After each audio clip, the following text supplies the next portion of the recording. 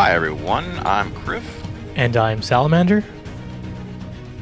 and this is the State of the Mist podcast, and we are back again to talk about everything World vs. World in our new episode. And we are going to start with a new segment, which is something we're going to try out. Let us know in the comments if you guys like it, but it'll be World vs. World Intel of the Week, and we have some good Yes. stuff. Yeah, so what's spicy this week, Criff? So we're going to try to kind of keep this segment with, fresh movements and beefs and interesting social things that happen. And the info this week that we got is that there is a guild moving off of Darkhaven Hmm. over to IOJ. I believe it is IOJ. And yeah, we're going to miss them. Yeah, they're very good friends of ours. Amazing fight guild. Always great having them around for our runs. Yep. They've been on for some time, but moving on to greener pastures. Wish them luck. They're recruiting, I believe, and their name rhymes with Mogu. Mogu, the Japanese drink. So good. Sponsor us, please. Yeah, if you guys have any cool information you want to send us for the next bit of intel, that's always something that a lot of people don't even know. They don't find out about the movements of guilds or different things that happen. So we figured we could do a little bit of, getting that out there and keeping people informed. Yeah, you don't know what's going on, and then suddenly you log in and Doc is on your server. Stuff like that happens. Yeah, yeah, not as much as it used to, but yeah, it can be just drastic changes. 20 people pop up or disappear, and Yeah. but yeah, that's something that can kind of make it harder to find a group if there's a commander or a group of people that you've been playing with for a while, and then poof, they're gone. Yeah, very, very true. I think I've mentioned this before. I've played since a little before Heart of Thorns and played World versus World pretty often. Came back to the game after taking a break because of college, life hits. Went through Edge of the Mists because that was the main map I played on. No commanders, no one responding in map chat. Uh, Checked out not the battlegrounds. I checked out the Borderlands because for whatever reason back then I never touched EBG, but I checked out the Borderlands. I was on Yax Bend, the server back then. No commanders on, like ever. Then one of my friends, Carrie, she hits me up and she's like, "Oh yeah, so I've actually found a guild that fights and the commanders are super nice." And ended up joining new after that. Yeah, it's a key thing that actually makes people return to World vs. World. I think is actually finding a group to play with, because it's not really a very engaging mode by yourself. I mean, some people do it by themselves, but you have to kind of really figure it out. Yeah, and you have to enjoy that type of solo gameplay. Even with open world PVE stuff, not everyone likes playing on their own. Some people enjoy the community, and yeah, it's really nice to have a community to fall back on.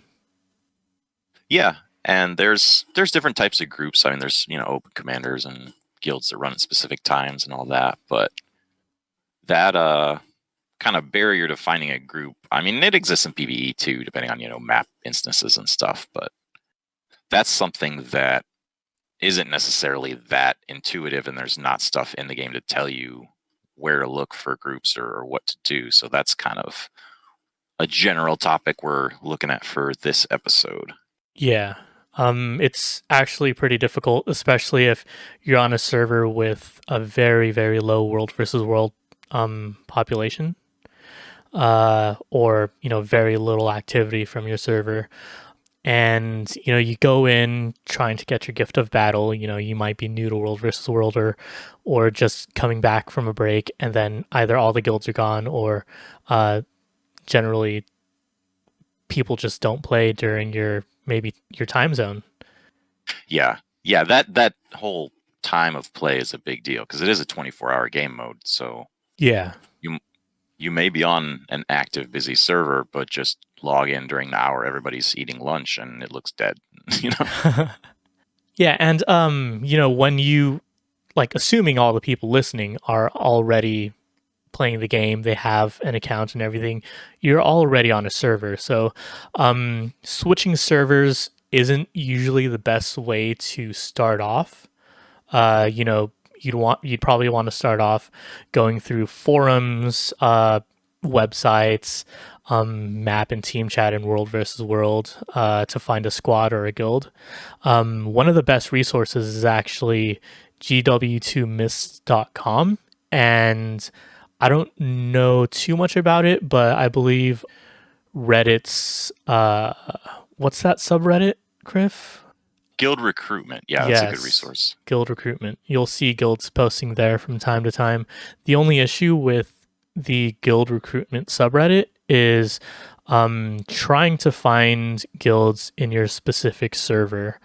When you use GW2mists.com, you can navigate through there, find your server, and look at all the guilds that are recruiting. They usually have the guild leader's account name, Discord, the guild's Discord server, and so on. So it'll be easier to find guilds through there, and from there you could find like squads and groups because yeah, that's how a lot of organized guilds will run. Yeah, it's a newer site that just popped up when they started doing the alliance betas and stuff because it does have some alliance functionality. But it's great. Yeah, they have good build resources and finding groups and all that. Yeah, definitely great place to check out. Yeah, some guilds might post on the Guild Wars 2 forums intermittently, but I don't think that's really done a lot by the World vs. World guilds.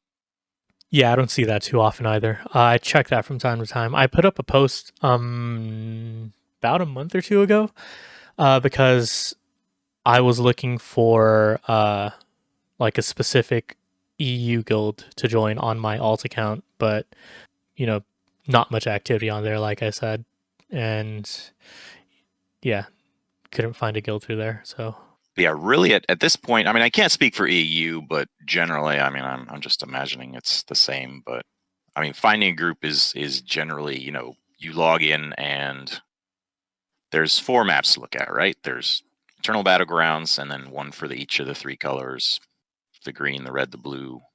yeah, Borderlands, yeah. And so, there could be 1 or 2 commanders on one of those maps, and you go to the wrong one, you don't see any, and it looks totally dead, even though there's 50 people on another map. So, really, a good method of action. Either if you want to jump around all 4 maps and look, you can, but a lot of people will just type in team chat and just, hey, any tags running, any commander open, and you'll normally get some information or get an invite right there if they're looking. yeah. Sometimes you'll get a response like, "Yeah, join us in Discord." They'll throw a Discord link, and once you're in Discord, they'll let you know what to do to get into the squad. Not everyone runs open like completely, so yeah, just keep that in mind if you're searching.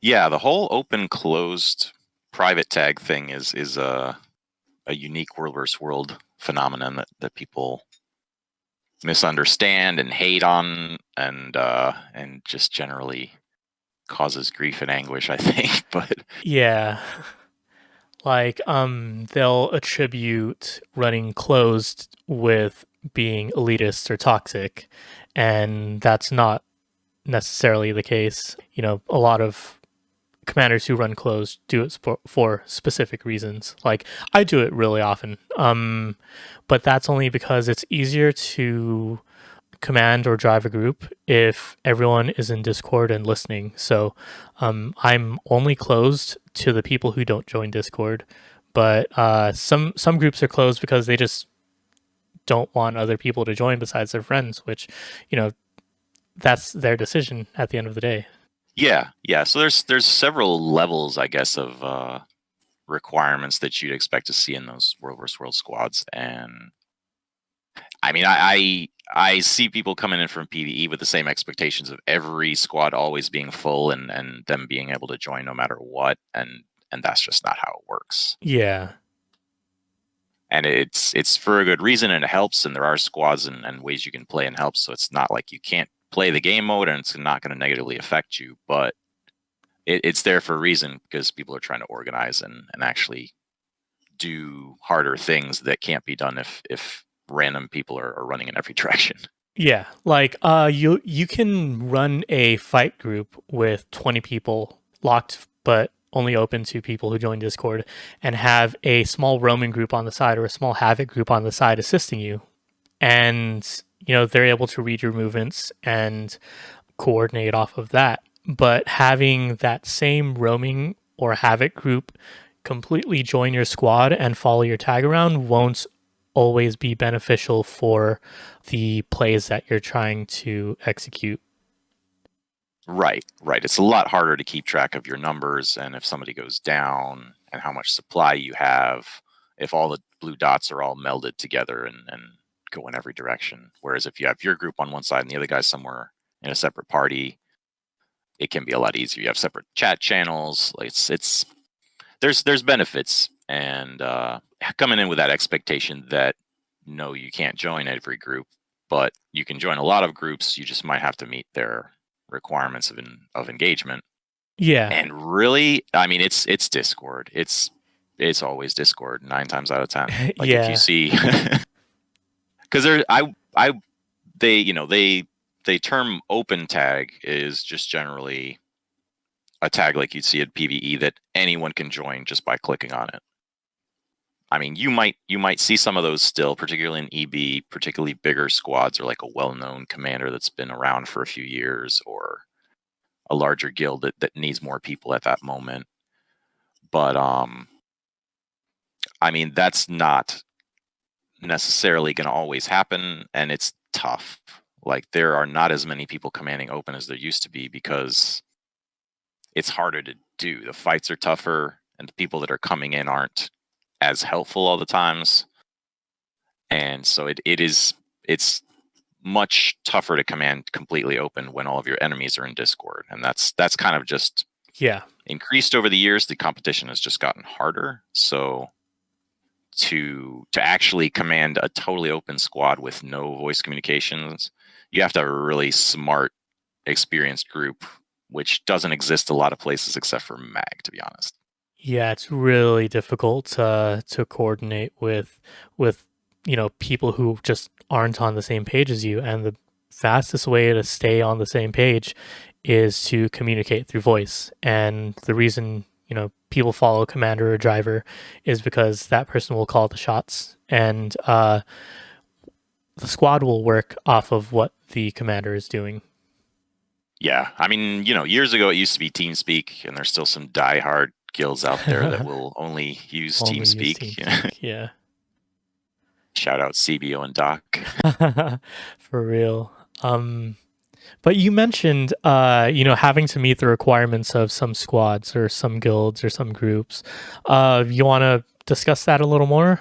Because that's something that some people might not really understand. Because Discord being one thing, but bringing comped builds is also pretty important for some groups.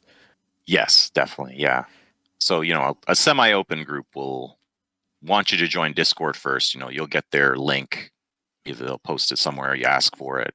You'll ask for if you can get an invite. You'll get into their Discord, and then they 9 times out of 10 are organized enough where they want you to be playing a particular role, just like you might see in fractals or raids or anything like that. Yeah. And that is kind of where, some groups might be open and totally casual and it'll be, a million thieves and rangers just, everywhere. But they're not gonna really do as well as a group that has set up roles in parties that are covering each other with heals and boons and different things. Yeah.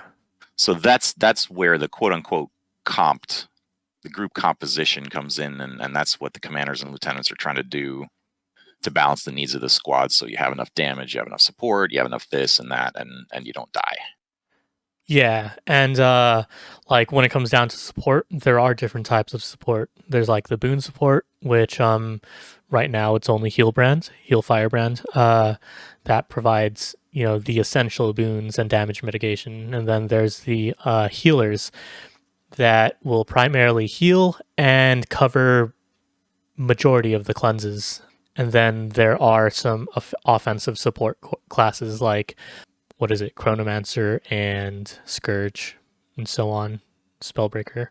Yeah, and there's variants. I mean, there's normally 2 or 3 builds at least, maybe one support, maybe one damage for each class. I mean, yeah, the Yeah, Guild Wars 2 Miss meta battle has all this stuff. It's not secret. It's been, published and fairly well agreed upon every balance patch. There's a general idea of what you should be doing.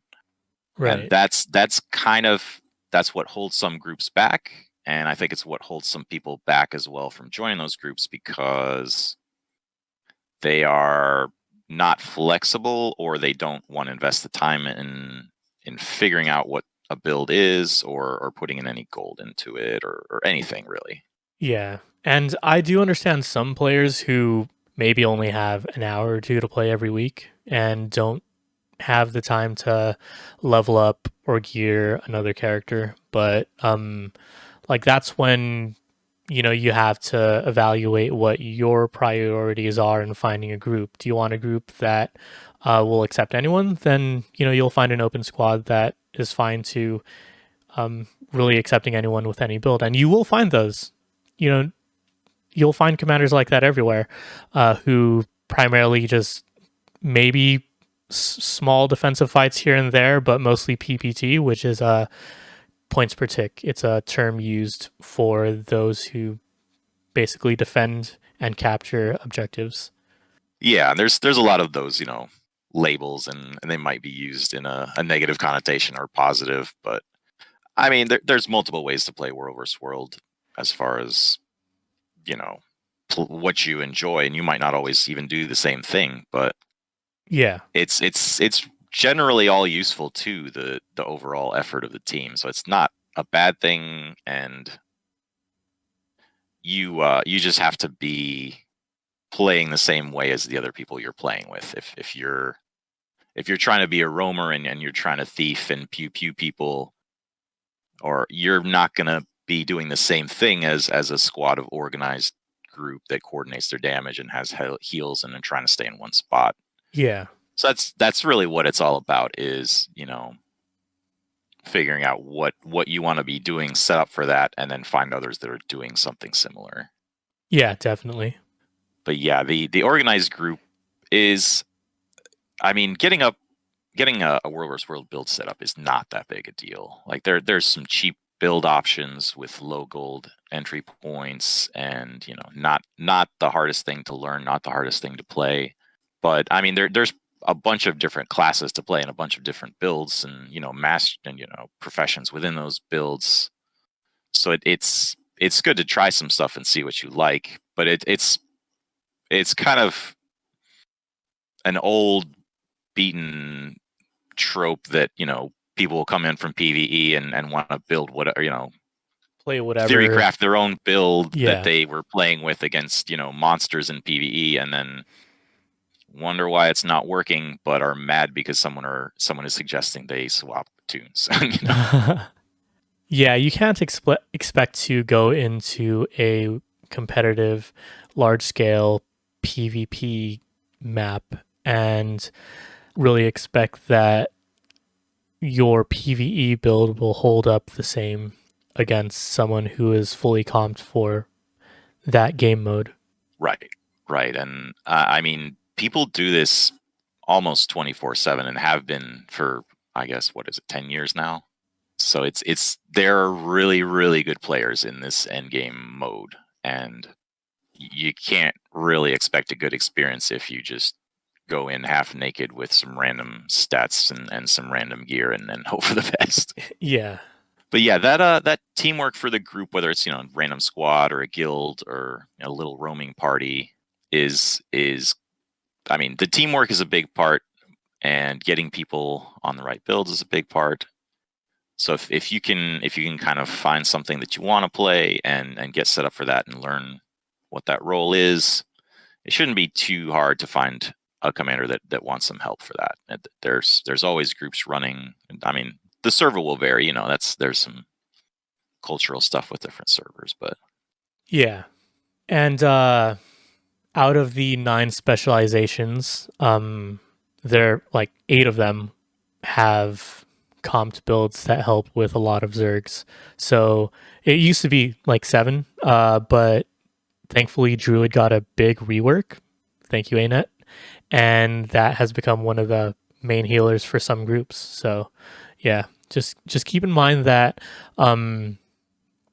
if you look at your main specialization, you might just find a competitive or comped build for world versus world. You just have to look in the right places.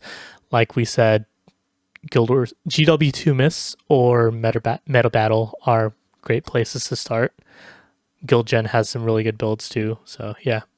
yeah, that's. I mean, that right there will get you into most groups. You find one of those builds, slap it on.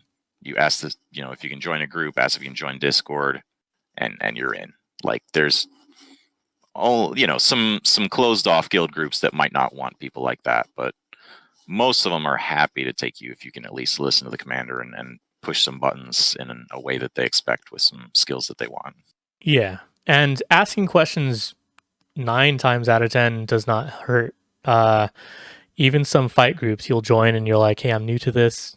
Um, what's the like what buttons do I press? And they'll either be really helpful or not. But if you're unsure what to do, best thing to do is to ask questions because it's better to try to approach it this way and try to figure out what to do um, with support from people who know what they're doing than go into it blind and not know what your stun breaks are because you just copy and pasted the build off of GW2 Miss, and yeah, like it's a lot better to go in a little prepared. And if you're not sure what to do, asking questions usually helps a lot. Definitely, yeah. Just don't But ask yeah, those. questions during fights. Yeah, typing is sometimes better than trying to talk over the commander while a fight's going on. Yeah.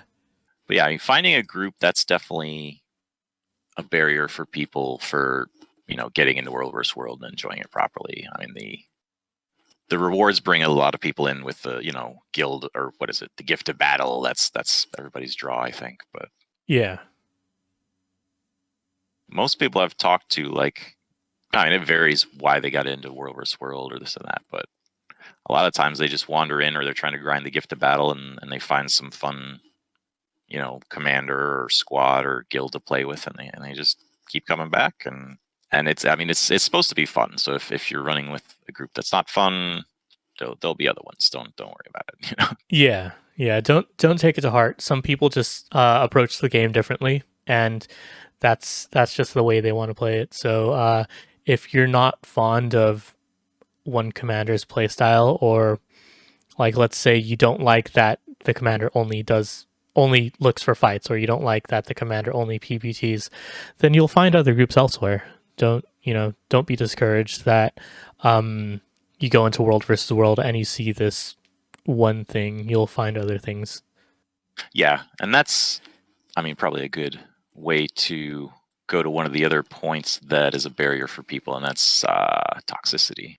Yes, it has plagued the mists for so long.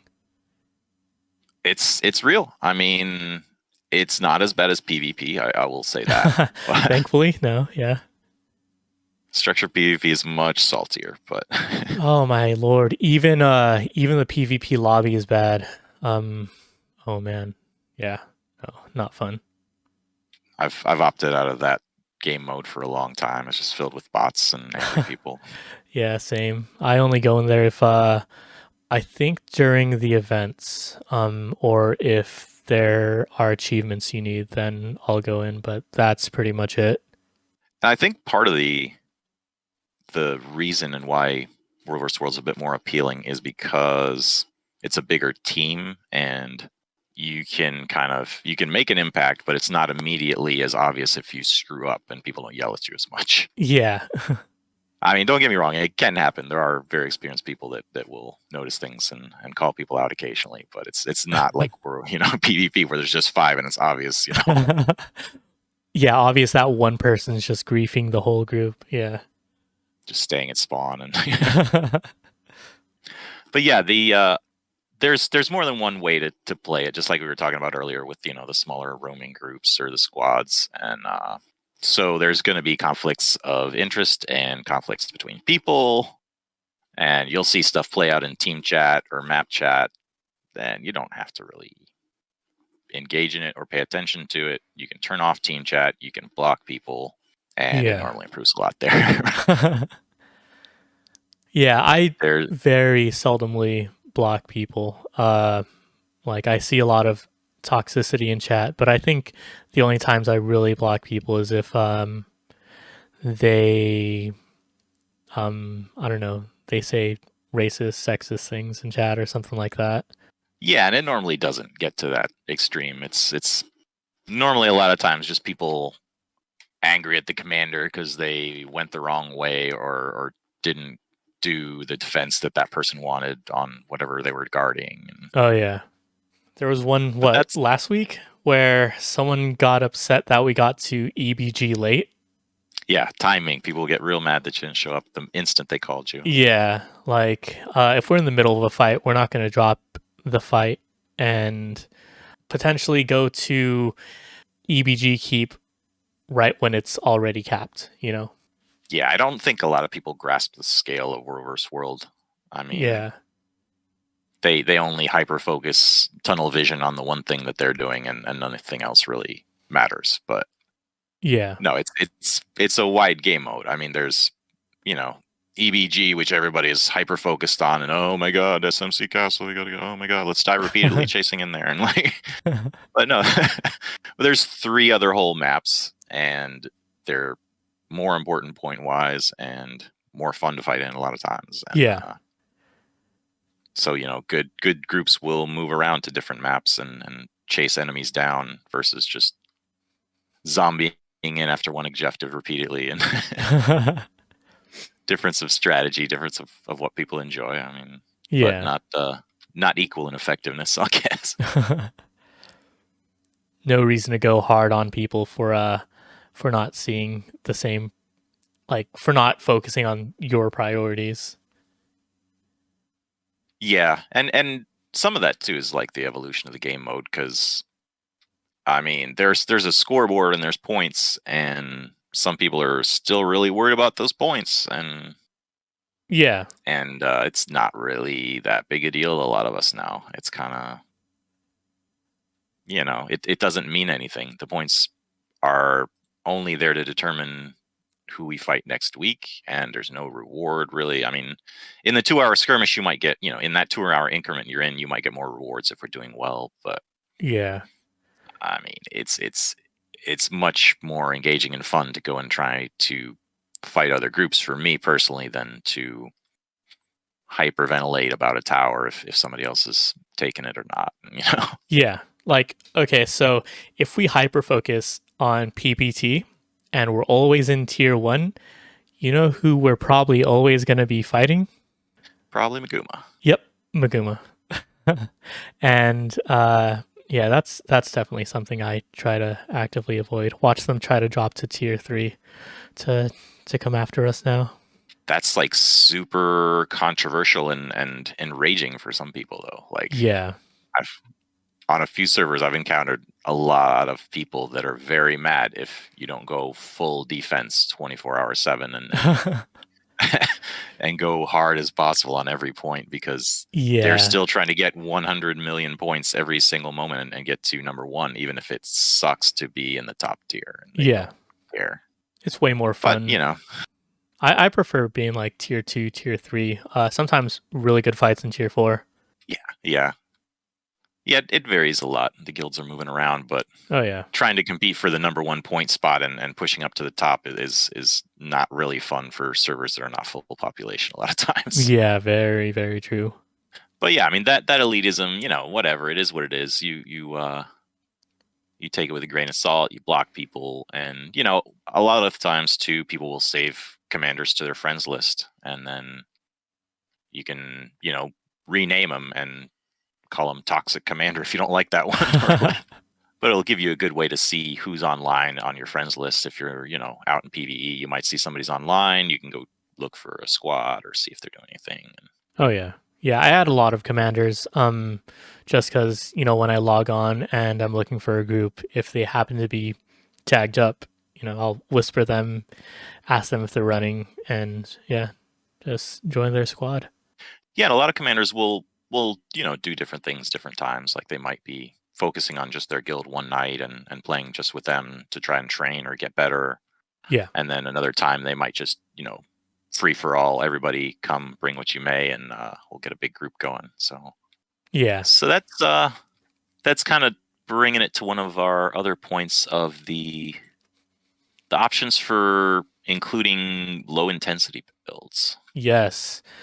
If you guys listening have not kept up to date with a lot of ANET's updates, so it seems like, well, it's clear that they're moving towards trying to bring in builds that are low intensity. And, a lot of people ask what low intensity is and what does it mean? What does it bring to the table? What does it change? When they refer to low intensity, they're usually referring to how many times you have to press buttons on your keyboard per second. I forgot what the number is, but I think it's like 2 presses per second or something. But basically, if you're new to the game, you're new to MMOs, or if you happen to have some sort of disability that keeps you from playing these high intensity builds, then the low intensity option is for you. There are also some players who just have trouble learning more difficult rotations or more difficult bursts, and these low intensity builds are tailored just for you. In PvE, we see it with the Mechanist. So the Mechanist was seen as a 1-1-1 build. So basically, you spam one, and then I think use two different Mechanist skills, and you're hitting 70% of the benchmark. And that's really high DPS. But when that moves into World versus World, that you can't bring it and make a 1-to-1 comparison. You can't bring Mechanist into World versus World and think you're doing the exact same thing unless you're playing a specific way, say roaming or PPT, running with a PPT commander that isn't running comp builds. Then yeah, Mechanist works perfectly. Well, this is going to be my rant here. Okay. So I'm just going to directly call out Muckluck right here. Mechanist is terrible in World versus World. It is easy to play, low intensity, and that's why a lot of people play it, because you can just press one and do nothing, and yeah. But the problem with just trying to theory craft a World versus World build against a Golem or PvE or whatever like that is that it ignores all the counterplay and the game mechanics that other people can use. And I love it when the enemy has Mechanists, because Yes. as a firebrand, I have a ton of reflex at my disposal. So I just put those up on the group, and the Mechanist's shots all go right back at him. He's totally ineffective and either dies from hurting himself or just has to run away. And that's not unique to Firebrand. There's tons of reflex all throughout a lot of different classes. Mesmer's got them, I think, and Ellie's got them. There's tons of reflex that new Mechanists are coming into World vs. World not aware of, and just suiciding because they're killing themselves with their own shots because they just want to press 1-1-1 and play the stupid build that is easy. And they Yeah. I do not want to see any Mechanist pew pew pewing anymore. And that is my rant for today. I used to hate Rangers, but at least Druids are good, useful healers now, so I can't hate on Rangers. But Mechanists, Yeah. That's why I said like keep it. Well, I don't know if you agree with this, but like keep it PPT. I would not want any mechanists around my group. I usually ask mechanists who somehow slip into my group to switch either to Scrapper, Hollowsmith, or something entirely different because those reflects hurt. You only need two Dragon Hunters switching their Sword of Justice to Wall of Reflect to have pretty much permanent cover. I think it's like a 20-second cooldown and it's a 9-second wall. And yeah, you fight in a choke and just unlimited reflects, and that will mow down your group if you have a power mechanist on. Well, no, if you have a mechanist on your side. Yeah, and don't get me wrong. Before all the comments start with Mechanist trying to 1v1 me, no, it's by yourself. Sure, it's fine, but Yeah, like when you get into larger groups with other people, those shots that are reflected don't just hurt you; they hurt your team too. They're going to trigger burning, they're going to pierce, and they're going to go onto your allies. So you're going to hurt other people too. So yeah, it's a little worse than just hurting yourself. But yeah, be that as it may, we won't really advise people to try mechanist in groups for their own health, but but there are other low intensity options. I mean, the builds are different world versus world for sure. Pretty much every build is different, but yeah, there are definitely ones that are easier to play, slower pace, less buttons to press than others. yeah. One that I would recommend. So it's not entirely low intensity because you do have to, press some buttons. It's the Core Guardian, either power or burn Core Guardian. You almost never have to touch your virtue skills unless you're in a bind. You have extra stun breaks, extra heals through your virtue skills. But it's like your staff 2 and 3, if you're on DPS, your staff 2 and 3 is a great 1200 range poke. Switch off of that into Scepter and Torch, and you pretty much just need to touch your 1 skill, your 2 skill, and 5 skill. Your 4 skill should proc on its own, and you can accidentally press that when you hit your 5 skill, and then your Sword of Justice plus Purging Flames if you're running burns, and it's a really easy build to pick up. Uh, really easy for beginners to start with, especially if you're running the build that has I think it's like the 3 stun breaks. But yeah, it's a great place to start. There are other options besides Mechanist, and yeah, if you haven't checked out my Power Core Guardian build, you should check out the video. I'll link it below. Yeah, it's nice that there are still options for the core builds. So Oh yeah, pe- people without the expansion or free to play can actually do something useful on par with others. yeah. I think you mentioned Core Minion, right? Yeah, there's a Minion Mancer build out there that is really really tanky, and it's for more low intensity. That'll at least keep you alive. You can run around and take camps by yourself and things. Yeah.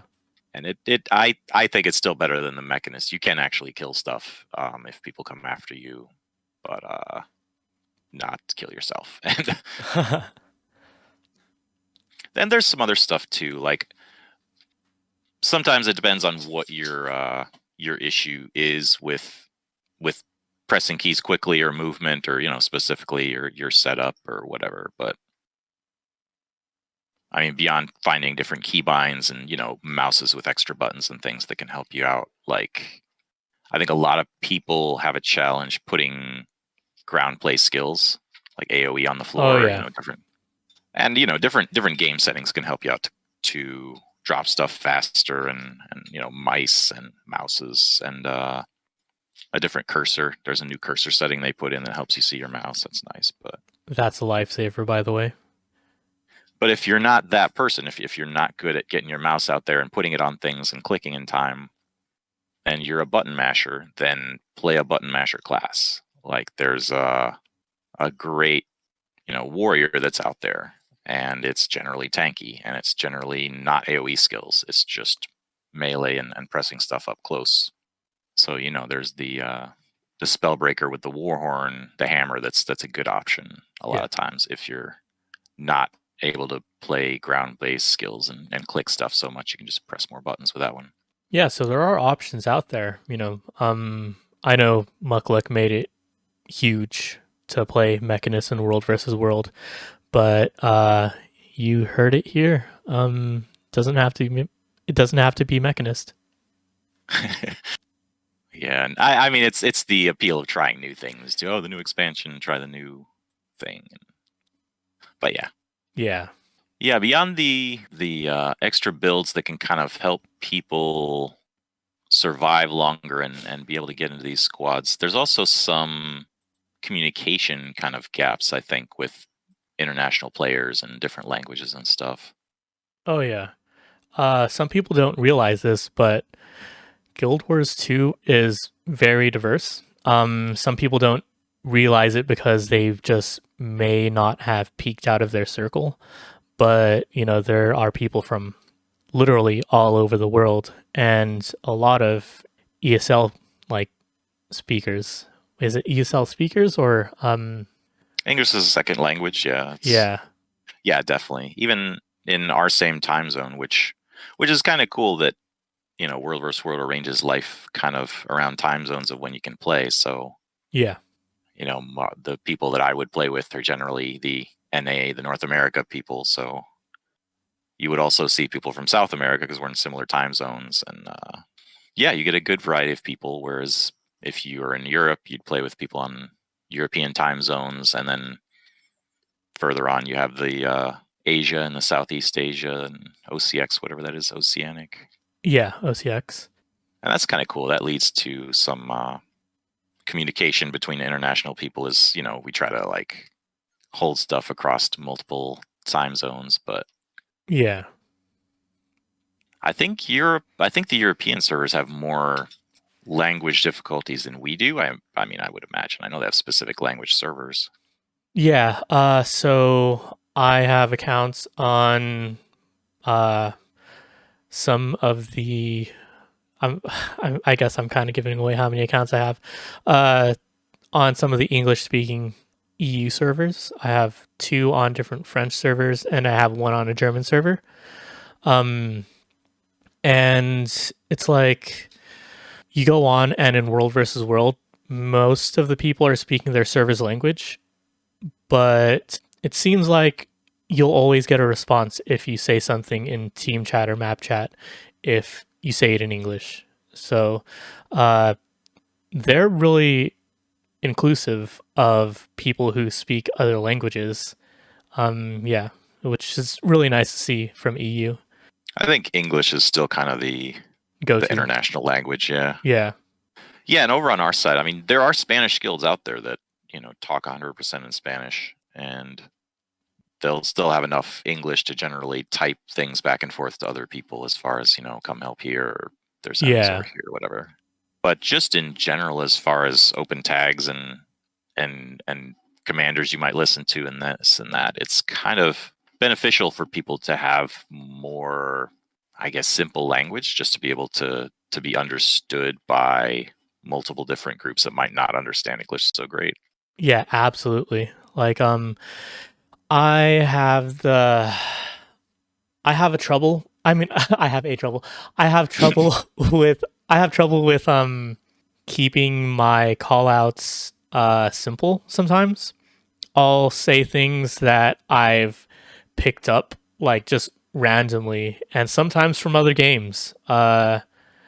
Like a few times I've used the term brick wall and almost half of the time I get asked, "What do you mean by brick wall?" And the best way you explained it when you responded was like basically salamander means bunker down, stop where you are, drop your skills.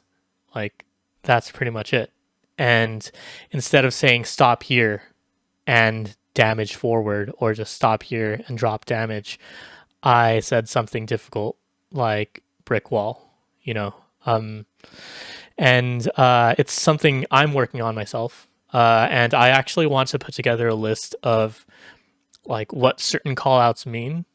And yeah, I find it fascinating the evolution of different like call outs and sayings and stuff in World vs. World. yeah, Because it at the end of the day, it doesn't matter what you say as long as everybody understands it. yeah, definitely. And different groups will have different things they might have little variants on how they'll say it or the verbiage, but the general idea should be there of what you want to do. And I mean, the best stuff is just short, concise things like in any kind of Discord situation or like you need to talk fast. You need to say things in a short amount of time with little confusion, just a couple words. Yeah. There are a few Yeah, times I'd stop in place and explain something for 3 seconds, and by the time the 3 seconds was done, the enemy group was right in our face. So like you said, it's always good. Try to keep things simple. yeah, yeah. I'm now I'm trying to think of a creative call out example, and I don't have any in my head. That's funny. So one thing I can think of, I think I DM'd it to you once, was like, uh, if I want us to stop or just drop like light damage in front of us, I was gonna be like wet noodle, wet noodle, wet noodle, because it's kind of like a pool noodle. You're slapping people with it. It's not really hurting them, but it's kind of like slapping them with a pool noodle. Doesn't hurt. Yeah. Yeah.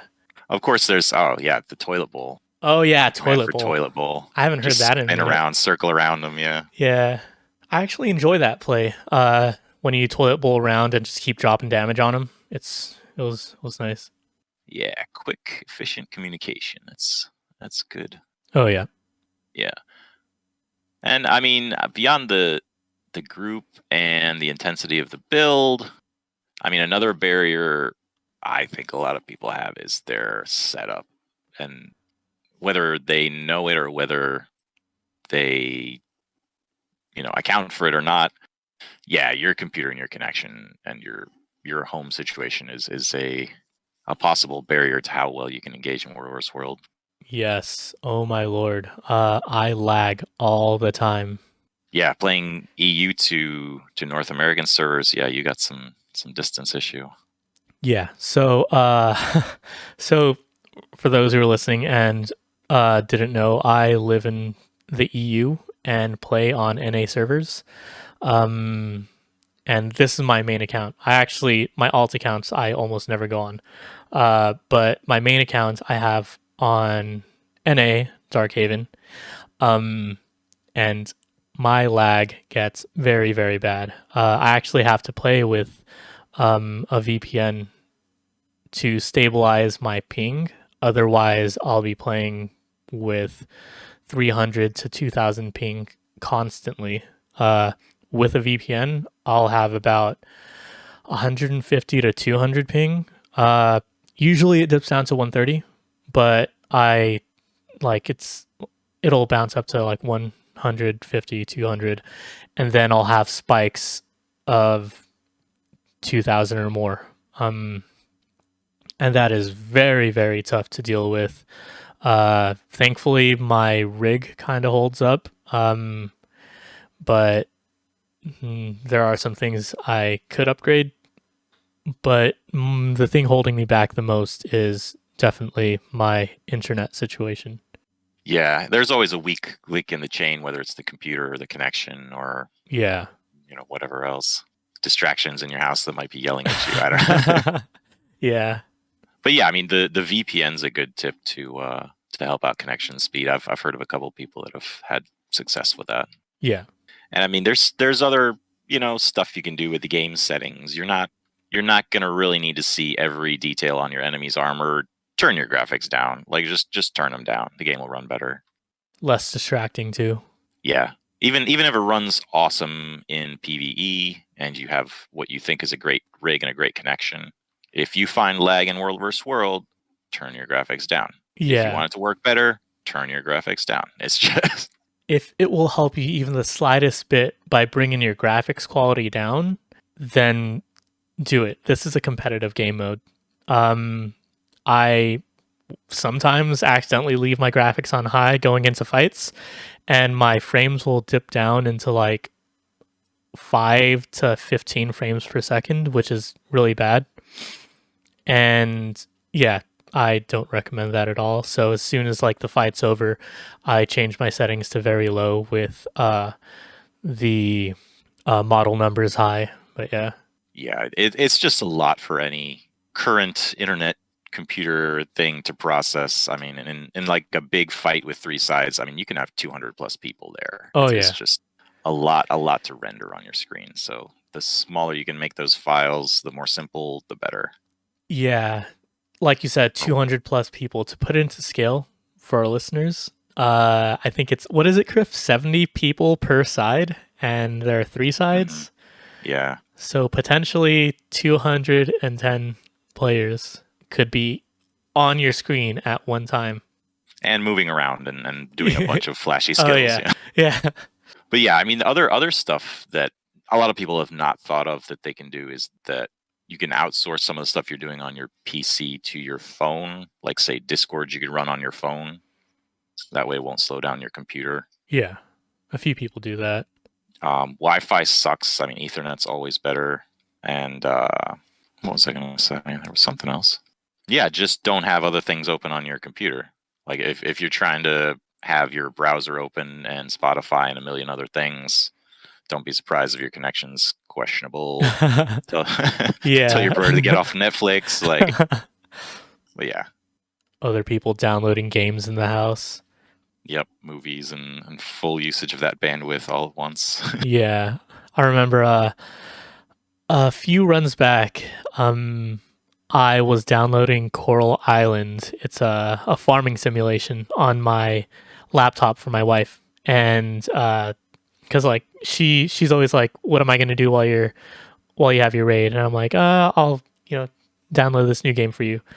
Um, and that hit hard. Luckily, the download was done about like 10 minutes into the run, but I definitely felt that in the background. It was rough. Oh yeah, any kind of download is ruined for your speed. Yeah. But yeah, I mean that's the main things that I would think keep people from having a good time in World vs. World, or kind of coming back, or just generally enjoying this game mode, which we like so much. Yeah. I mean, there's always complaints about the state of the rewards, and we should get more rewards, and blah blah. But I mean, I'm motivated more by the fun of the game than grinding out stuff. So I don't know. Yeah, I show up to World versus World because of the fights. Like I don't need to really get more gold from World versus World. I mean, it would be nice, but yeah, like I prefer getting my gold from doing meta events and stuff. Me too. Yeah, there's a lot of other ways to get gold. Doesn't have to Yeah. be reverse world. I mean, still, yeah, a small boost. I think they're considering a rework, or they're gonna have a rework to the rewards. So it's gonna be nice, interesting to see what they do, what the changes are. Yeah, they've said they'll get to that after finishing all the alliance stuff. And I mean, I think it'd be cool to have some World vs. World specific things to aim for, some skins or whatever. Yeah, yeah, the skins are gonna be nice. All right. Well, that I think about wraps it up for our episode today. Yep, that sounds about right. Thanks everyone for tuning in and listening. That was episode 5 of the State of the Mists podcast, and we will catch you next time. Make sure you like and subscribe. Tell your friends. See you guys.